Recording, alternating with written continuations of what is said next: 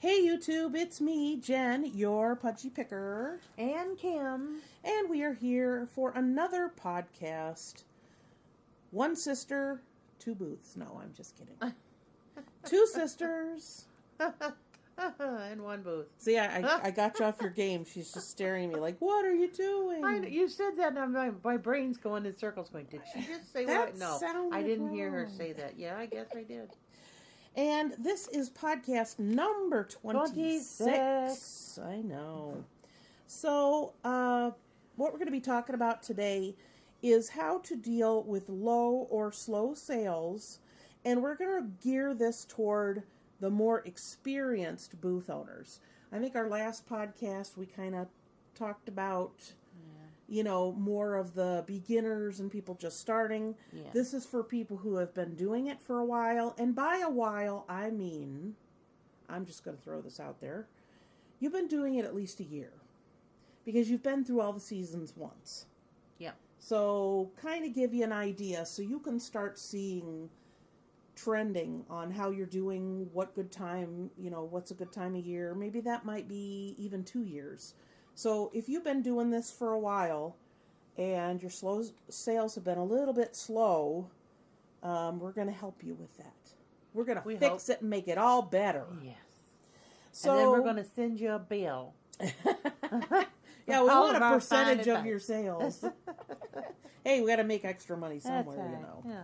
So, we always, whenever I do any research or any thinking about a podcast, I always come up with questions. Very good question. Yes, this is to get your mind kind of, marinating. Marinating, circling what we're going to talk about.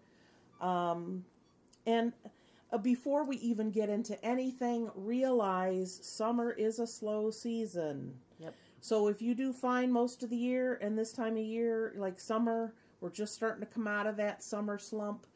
That happens to everyone, whether you're new or you've been doing this for forever. It's the season, and you can be Walmart, you can be Amazon, you can be mom and pop shop on the corner. It's gonna be slow for summer. Yeah. And depending, too, how the weather is. Unless you own a beach shop or something seasonal. Oh, we should do that. Let's go somewhere warm. I keep telling you that, and you tell me you don't want to go. Well, if there's money to be made, I might be persuaded. So if you think about it, that you have to keep that in mind. I know I was just talking with the owner today, and she said, we were talking about when the weather's hot or it's nice, that, people are out, they got, graduation parties, weddings, vacations, they're out swimming in pools, they're doing all other things other than shopping. And that's why we just don't have the customers that you do normally. About 2 weeks ago, we had a real cool week. Remember, the temperature was pretty, a little bit on the almost chilly side after being so hot. And she said that was a really good week. The store did better. Mm-hmm. So you can tell that it is a seasonal thing. Mm-hmm. So that being said, we're going to ask you some questions. And you can answer out loud. We won't hear you, but it'll get you to thinking. So how long have you been selling? We've been selling for a long time. 9.5 years. I don't know. You believe that? I lost track. We were 7. After about 6 or 7, I lost track. We were 7.5 at the first place, and just the beginning of September, we were 2 years. Yeah, has it been 2 years we've been there? It was 2 years September. Yeah, so that is 9.5 years. See, usually every time I mention it, I'm like a little behind. I don't know. I was going to say I thought it was 8.5, but I might be wrong. Well, it was last year. I don't know. Yeah, it was. So how long have you been doing this? Like you said, we talked about, seasonal, when things pick up, when things slow down. Is your downturn in sales recent? Now, think about this, not just summer slump. Just think, have you noticed it's been a recent issue, maybe the last 6-8 months? Or have you been having this issue for a while? Mm-hmm. Have sales been slow for more than 6 or 8 months? Mm-hmm. that's, I mean, that's, Yeah, and in comparison maybe to the people around you, are they all experiencing slow sales too? Or is everyone else doing okay and you're slowing down? yeah. So it's kind of important to think about that. You know, how were you doing before the summer slump? You know, it's funny because, you know, everybody talks about fourth quarter, and I think that I do just as well in January and February that I do in November and December. Mm-hmm. So, you know, it's cold outside and the holidays over and they're getting kind of cagey and they want to go out and do something. Oh, they got money that they were given as gifts to Yep. spend, or gift cards, or Yep. And they've been buying for everybody else, so they want to go buy for themselves. yeah, spoil myself. So, we could also ask ourselves, have you changed your sourcing or selling practices? Are you not sourcing as much? Are you sourcing more? If sales get a little bit slow, like in the summer, things can kind of sit. Mm-hmm. So there is a bit of stagnant there. So think about it. What could be the problem? Instead of just, you know, having us, you know, tell you what the problem is. If we don't know where you are or what you're selling or that kind of thing. You know, think about it. Why could it be slow? And like you said, if other people are experiencing the same thing, you know, like if you're in a, you know, like 2009, 2010, when the economy was, you know, in the toilet, a lot of people, you know, just me weren't, you know, buying as much. Yeah. When you have things like that happening, people pull back and they're not buying just, you know, they're buying basics and things they need, but they're not necessarily buying extra stuff. There's always people who have disposable income, and there's always people that are willing to drop money on something. Yep. Even if they can't afford it, that doesn't stop them. Mm-hmm. So what could be the problem? So you think about that, and we might have some reasons why things are slow. You aren't refilling, straightening, or fluffing your booth as often. Yeah. That could be a real problem. Yes, it can. Dead air. So if you're not selling a lot, you have enough to refill it a little bit here and there. But straightening it, grouping like items together, making displaying the merchandise in such a way that it's appealing, moving stuff from the back to the front and the front to the back, kind of rearranging things. So even if you aren't bringing in a lot of new things, because a lot of things aren't leaving, by what we call fluffing the booth or rearranging it, that could really help, because you have to keep that interest growing. If you're just shifting maybe some of the stuff that's in the front of the booth further to the back, and some of the stuff that's in the back or the corners or the bottom shelves and bringing it up or to the front, you haven't done anything per se. It's the same stuff, but in a different place, people will notice that things are moving around. You know, I don't know if this is the right spot to bring it in or not, but I have to bring in a personal experience, personal thought today. Okay. There's the one booth in the back there by the place that you eat, and there's a bowl that she's had back there for a little while. Every time I go by, I look at that bowl, because I'm always like, man, that would look so cool in my room, because it's like 3 leaves, and my room is done in like an ocean beachy theme. I thought that would be so cute. It's not real big. You sit there, catch your jewelry or whatever. Yeah. It would look cute.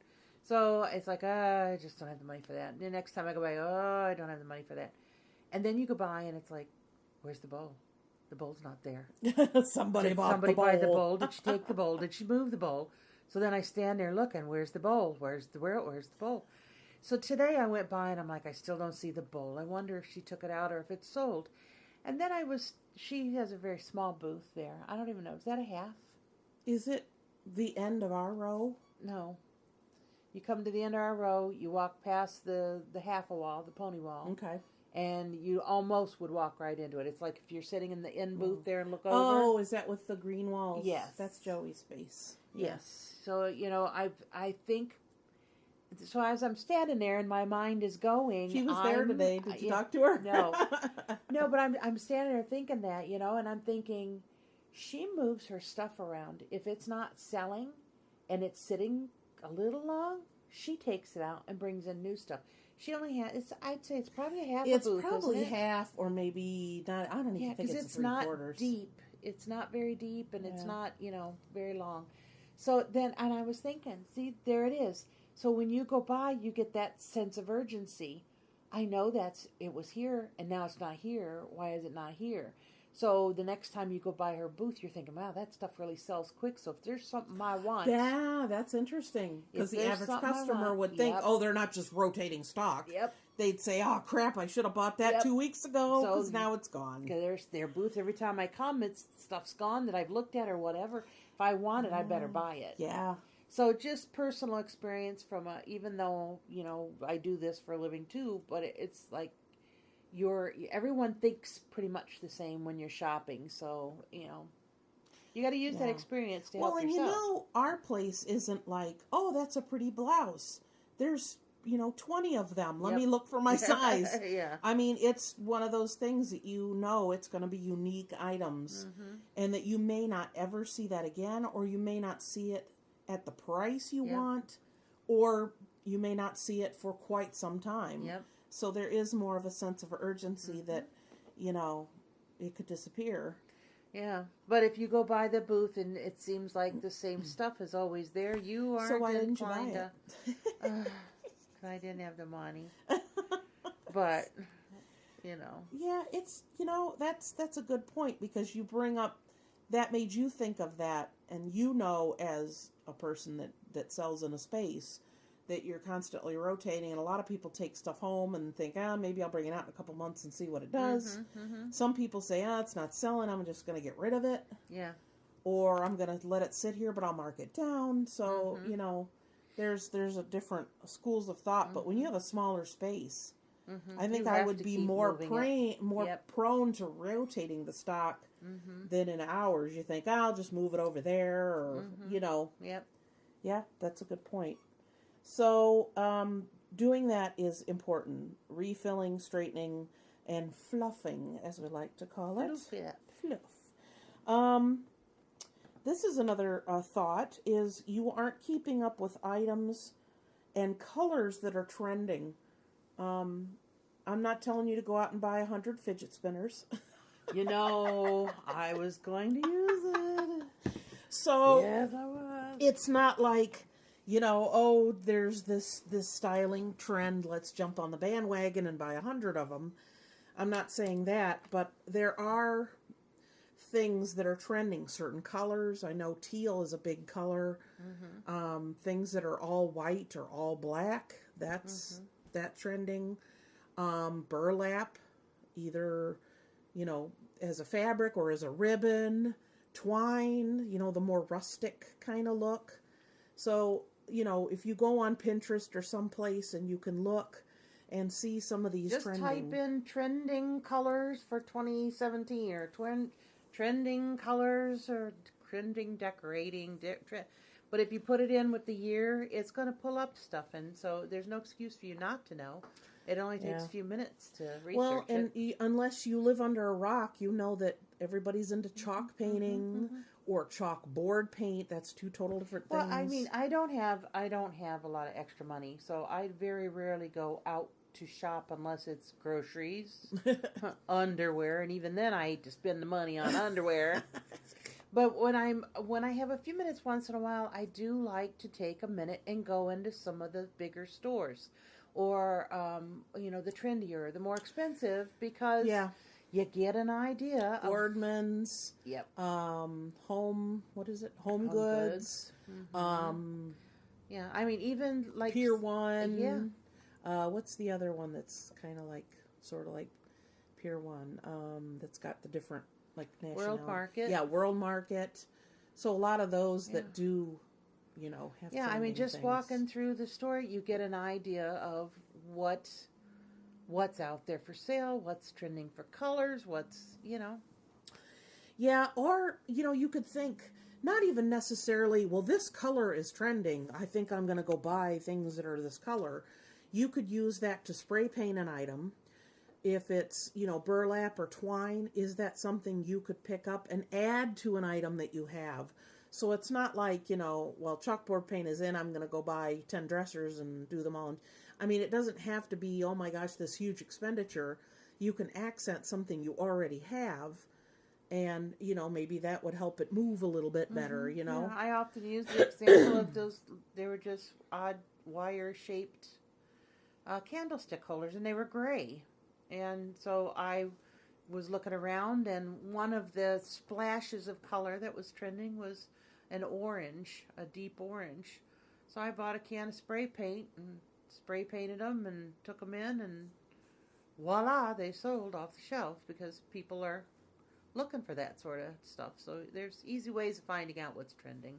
Yeah, and it doesn't have to be, like I said, a huge, financial commitment to, oh my gosh, I'm working so hard to get stuff in my space now, and I can't afford to just go out and buy all new things. We're not telling you to do that. We're just saying, check the trends. There's lots of ways to do it. And, maybe accent or add something. If you're not terribly handy, Pinterest is great for that. Sometimes you can look at something and go, wow, I could do that. That looks pretty easy. Or like you said, if you go into a store, you see something, it's like $30 for something, and you're like, man, I could make that cheaper than that. So that's something that, you think about that would actually make an item sell better. I know it was a couple of years ago, I had like a jewelry tree type thing, and it wasn't selling, it was sitting there. And that's when that teal color was first coming into fashion. And Kim says, oh, I got a can of that. I'll just, put a quick coat on it. And it sold within a week. Mm-hmm. So, even if you have something, something else people love is like ceramic animals that are all one color. Yep. Things like that you think, well, that's kind of weird. But no, there's lots of things like that people enjoy. And, you should consider doing that. Now, this is something that could be, I don't know, this might be more difficult to fix. You aren't... What, being dumb? No, that's... that's pretty hard to fix. Yeah. Dumb and stupid. You aren't as excited as you used to be doing this job. It's not as fun as it once was. Yep. That can happen. That could be a real problem. Now, that's a problem that's, that you're carrying between your ears, and if that's the case, if it comes time to go out and stock or to straighten or to move, stuff around in your booth, are you just kind of like, oh, I don't want to go? Or you get there and you start moving stuff around and you just, I don't feel like doing this. Now, once in a while it happens. Kim and I do the same thing. Yep. But is it a constant where it's becoming more of a chore and more work because you don't feel like doing it or you're just not into it anymore? Yeah. Is that a problem? It can be. Because very much be. There are certain aspects of our job, whether you sell in a booth or you sell on eBay, that are fun. It's fun to go shopping, and it's fun to go to the thrift store, and it's fun to go to garage sales, and ooh, look at that, and look at that, That's the fun end. It's when you get it home and you have to get it ready to go back out, or you have to display it in the booth, or if you do sell on eBay, and then now I gotta package it, and I gotta get to the, all these things. There are certain aspects of the business that are more fun than others. That's true with any job under the sun. Yep. Any job. There's going to be parts that you like and other parts you're like, ugh. Mm-hmm. But we do it because we know that we're going to make money and overall we enjoy it. But have you lost your joy for doing this? Yeah. Then you got to figure out then why. Yeah. Is it because I'm too busy? Is there too much going on in my life? Have my circumstances changed? Do I have another job? Do I have more family responsibilities? Or is it, that I just don't care about it anymore? Or sometimes you need to take and freshen up your space to make it more enjoyable for you to come in and do it and make yourself more excited about doing it. Yeah, I think it's funny, Kim and I were just talking about this when we had dinner tonight. We were having that things in the booth. We we're kind of, you get for a while, you come in and you put stuff out. Yep. And things are not grouped like they used to be. No. Things aren't Not organized the way I like it. Or we've had our certain items in certain places Yep. forever. And there's this part of you that comes in and it's like, ugh. So I think that everyone reaches that point that you need to go in, and you may have to do a lot of work to get it where you want it to be. Yeah. You're going to have to, revamp. Now that's another thing. If it's just you by yourself, that's harder too, because with us, if we get out there and one of us is kind of like in a poop mood or whatever, then the other one can, we make each other laugh, and then we start working and everything's fine. Or, hey, what do you think of this? Or should we do that? Mm-hmm. And that makes it more fun. And then you have more ideas because you're both putting your heads together. Yep. So I think having a partner in this for Partner us in crime. is, it's a lot of fun. It's more fun. Yeah, I got there actually before you for the once in a lifetime That's change. scary. I know. And so I was straightening up in that, and I stepped back and looked, and I went, "Oh no, this has got a Yeah. it's that time, yeah." Yeah, it's getting... You have to do that, though. It's not that it purposefully gets that way. It's not because it's messy. It's just that over time, things just tend to kind of gravitate around the room where they shouldn't be. And I think, too, if there's things that you've had out there for a certain amount of time and they're not selling, I hate taking stuff home. I really, really hate it. I of course rather sell it. Well, but you have to get to a point where you have to say, is this something that would sell if I brought it back another time? Or is this just something that just needs to go? I mean, was I on drugs when I purchased this or priced it? I know we were talking about that today too. I said, sometimes I'll have something and I'm like, man, I can't believe that isn't sold. It finally does. I look at it on the readout and I'm like, holy cow, I asked that much for it? Yeah. What was I thinking? Well, I'm glad it sold, but it's, it's one of those that you just have to, you have to rethink it. And I think that we're kind of at that point where we need to just pull some stuff. Now, I think we're probably going to hold off until like the end of December. And then January, I know I'd like to pull some stuff and just mark it to just walk out the door. And if it doesn't, then just take it and donate it. And just put it back in the stream of stuff. I'll donate it to somewhere where I won't shop because I hate to donate. Isn't that terrible? You're like, nobody's buying this, and then you see it, you're like, oh, I want that. Isn't that terrible? We're creatures of habit, for sure. It is. I've done it even with clothes. It's like, that looks like, I really liked that shirt. Wait a minute. I think I threw that in the bag. My shirt. Yeah. So, yeah, I mean, I totally get it. That's, it's just one of those things that, and, you have to think about it, because in this business, we got to keep moving stuff around. We got to keep things fresh. It's a lot of work. And I guess you have to decide, you get to that moment in life where you have to, as they say, poop or get off the pot. Yep. Make that decision. Is it because you just aren't as into it as you used to? Have your circumstances changed where you're unable to make a good go of it anymore? Yep. And do you need to make the decision to pull the plug or step it up? Yep. So one or the other, otherwise you're going to continue to drudge through. You're not going to have the sales you want or need. And then it even makes it worse. Yeah. So, I mean, and that's, it's a lot of the things we mentioned might be easier to fix. Oh, you're right. Maybe I should have things with more of this color, or maybe I should arrange it a little bit differently, or yeah, maybe I should freshen it up or be in here more than, once every 2 weeks to straighten. Those are relatively easy fixes. If you've just lost your spark for doing this, that could be a lot tougher to get back than just fixing another problem. Mm-hmm. And I think sometimes when sales are slow, instead of what you should do is step it up and work harder, you get kind of discouraged, and then you end up doing less, and then that makes the situation probably worse. True.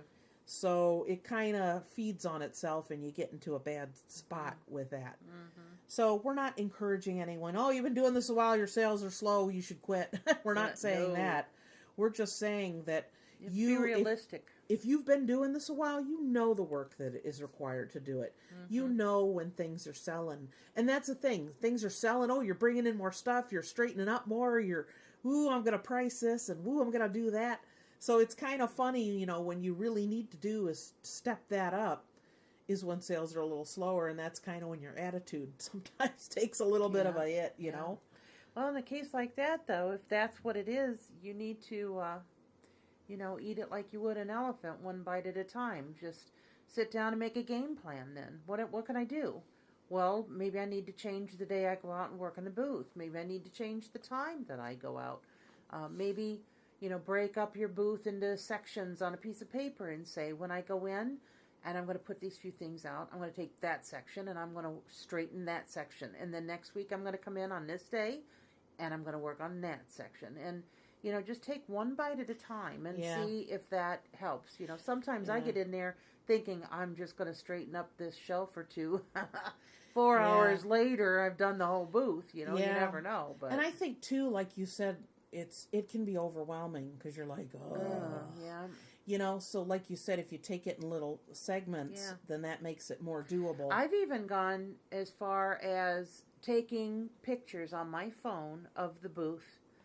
And then when I have a few minutes at home, I sit and I look at the pictures of the booth. And I think, you know, I really don't like this and I don't like that over there.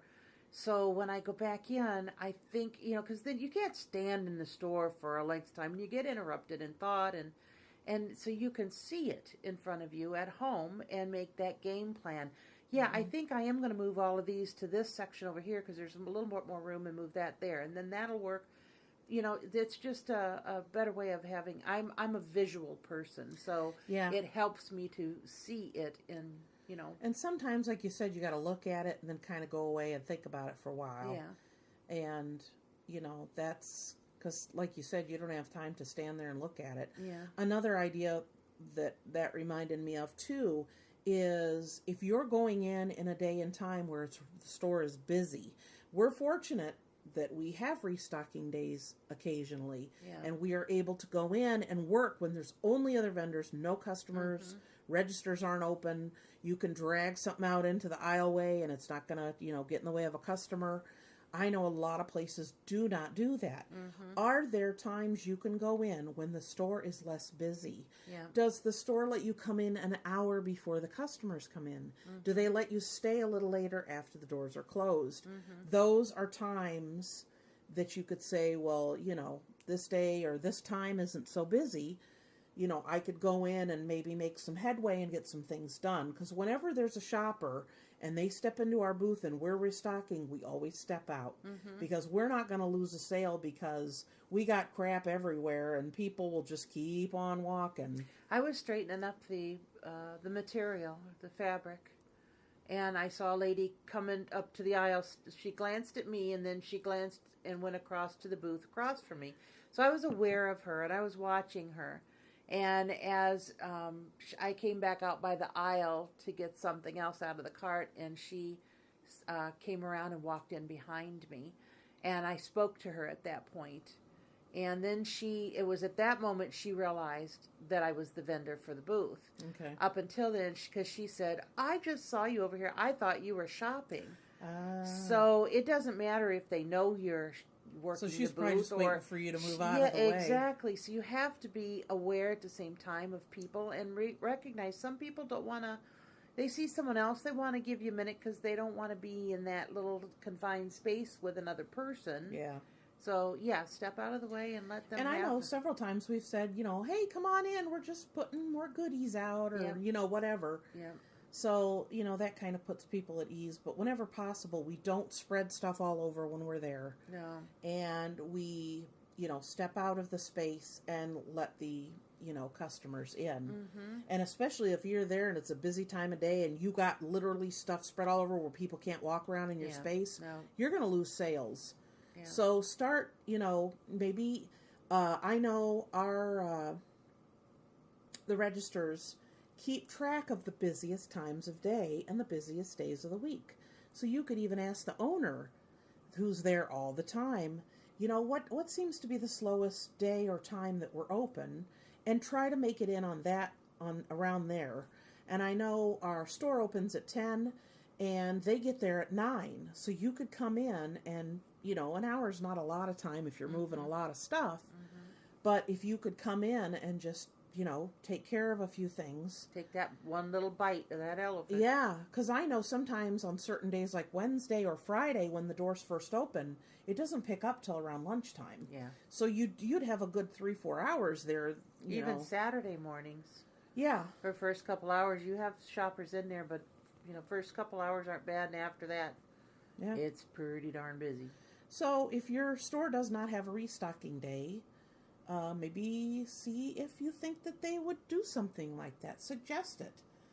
Say, I know other malls do that, and it's a chance for people to really move and display stuff. Then you can, on Facebook, we advertise, we had a great new restocking day. Tons of stuff came in the door that's new. Come on in and check it out. So, that is a draw to be able to say, we had it. We had a ton of vendors, in here all day Monday putting out good stuff. So, when you come in, I mean, there's literally people have huge things they're moving in their booth. So that, that might be something to suggest, see if they would do that. But, just like we said, as far as like you said, taking the pictures, think about it. Give it some thought. What am I doing differently? What am I buying differently? Am I selling things that are way different than when I first started, or when things seem to be a little better, or yeah, when I bought this stuff because it was hot, and now it's not. Yeah, like these spinners, they were so hot, man. Everybody was jumping on them, and now you're buying them for 50 cents a piece, where they're $10. When things start showing up in the thrift store, they're time done. To quit. Yeah. Don't even go there. They're done.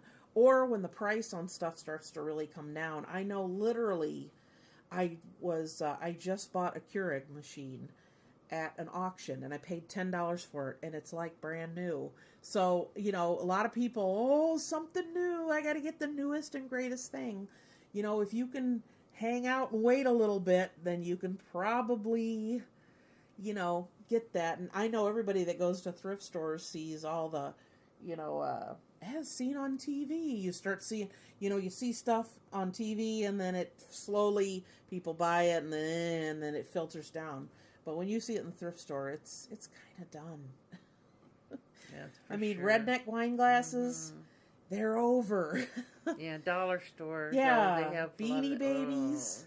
That's all done. Somebody did sell a Beanie Baby. There are a couple. It was in a box for $40, and it was the Princess Diana one. I was going to say, very few and far so between. Somebody bought that, and I was very surprised. So, but there are certain things that they just trend out. The fidget spinners are they're finishing up, and you'll start seeing those in the thrift store soon. That's the death knell of an item. Yeah. Well, like I said, even if you're finding them at the dollar stores, when you start seeing them at those kind of a level, it's not worth jumping on the bandwagon anymore. Because if they're selling them for $1, how are you going to buy them and sell them for any more than that? I can go next door. Literally, there is a Dollar Tree right next to us. Yep. Literally. Yep. Because we've made many trips over there for light bulbs and glue and tape, whatever we need. So when they're showing up there, we don't want it in our stuff. Yeah. There are actually people who have bought things at the dollar store and tried to and that's that's such a bad idea. No. But that's a whole nother podcast. Well, yeah, because most of that stuff is junk anyway. And most of it is just junk. And sometimes you can get some cutesy little stuff, but then you got to hold on to it for a while and hope that nobody realizes it the following year. See, that's the thing with we have a store that has a closeout area, and I've talked about it on my channel before, called Marks, Marcs. and they have stuff that's closing out. And that feeling is, ooh, I could buy this and resell it, and I could either sell it online because then people don't know about this. They're unloading that stuff everywhere. And I've had things that I've bought and I have sat on them. Yes. Now, if you have a huge warehouse and you want to buy 20 of something or 30 of something and sit on it a year, year and a half, 2 years, and then bring it out, then... Maybe. Yeah, maybe. But I don't know anybody. Everybody's kind of struggling with the amount of space that they have now. Mm-hmm. And then if you think, well, I'll just sell it online... No, because they're being dumped everywhere, not just in my corner of the world. Mm-hmm. So, and it's too bad too, because just sometimes you see some really cute stuff in there, and you know it would sell the idea of it or the decoration of it. Yep. But no. I've done that. Yeah. That's when we didn't know no better. Yeah, but we When learned. first started. We done learned, and we're smarter learned, now. We learned it.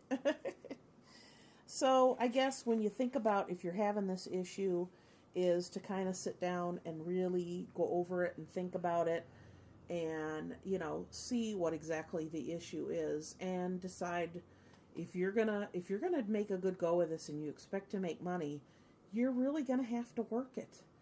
When you come in and you start and you put everything out and you're excited about it, and then there's lots more space and you keep bringing in more goodies, you're going to get to a point where the booth is full and you need to maintain the space. It's less work as far as dragging a lot of things in, but there's different kind of hard work that you have to do. And we need to really knuckle down and make it worthwhile.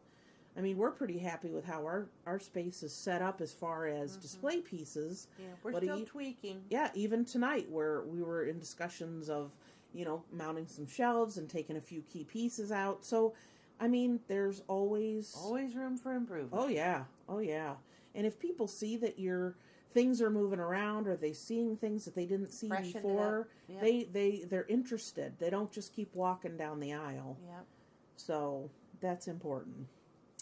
So, do you have anything else to add? Well, I think we covered it pretty darn good. I think we did too. So, don't be discouraged. Get out there, do something, have some fun.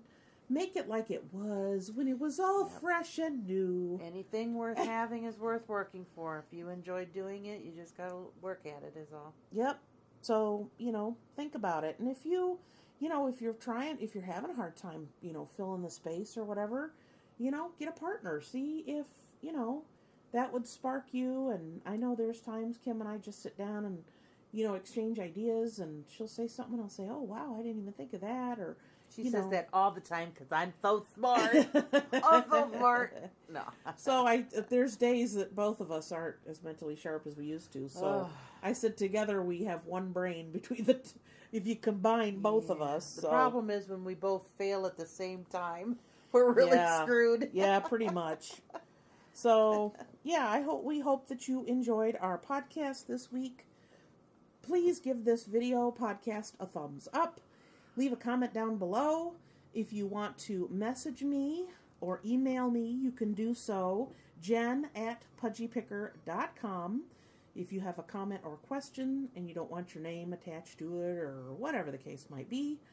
You can also follow me on Twitter and Instagram. Are you on Instagram yet? Yeah, I don't think that one. Well, hop to it, girl. Instagram, since I started doing Instagram, I have more people, more activity, and more followers I'm getting to be on Instagram than I do on Twitter. So, yeah. Because, inevitably when you start on one... I think I do have it, but I don't use it there. I don't look at it that much. So, yeah. I'm too busy for all that stuff. So, you can follow me on both Twitter and Instagram under The Pudgy Picker. We will see you next week. Until then... Bye! Bye!